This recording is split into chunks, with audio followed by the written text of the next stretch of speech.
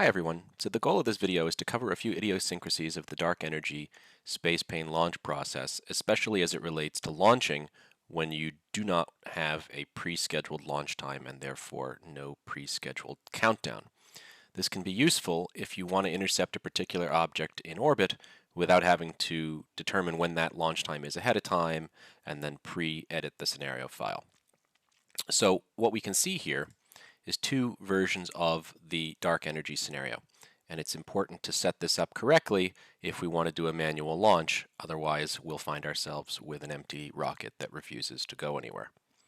So on the left, we have the typical scenario that you would find when the dark energy spaceplane is configured to go through the auto sequence. We'll notice that both in the Ion launcher and in the Launch Complex 20, there's a launch time specified in hours, minutes, and seconds with a bit set for auto launch. These need to match. We also notice that the Ion's propellant level only lists two of its tanks as being full. Those are its RCS tanks, tanks 1 and 3. Its other tanks, tank 0 and tank 4, aren't listed and are empty, and that's because as part of the auto sequence, the rocket is going to be fueled by the launch pad, which is, again, great and really cool to watch if you've got an auto launch sequence set up.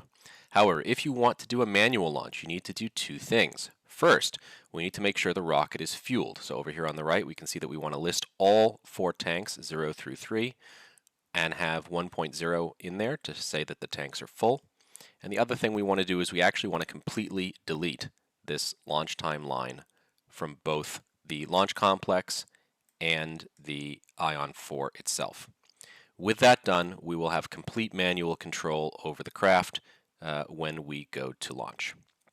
So let's hop into Orbiter here, and we will see that we will find ourselves encased in the launch tower. Now, what do we do about that? Well, it turns out that you actually have to move around a little bit to get the various components of the launch tower to recede manually. So the giant red launch tower that we have here is removed by pressing the G key, but it's important to know that you actually have to have the launch complex ship applied when you go to do that. That's going to cause your view to jump. And the other thing to be aware of is this is actually a relatively slow process. So we'll see that I'm going to unpause here, and I'm going to press the G key.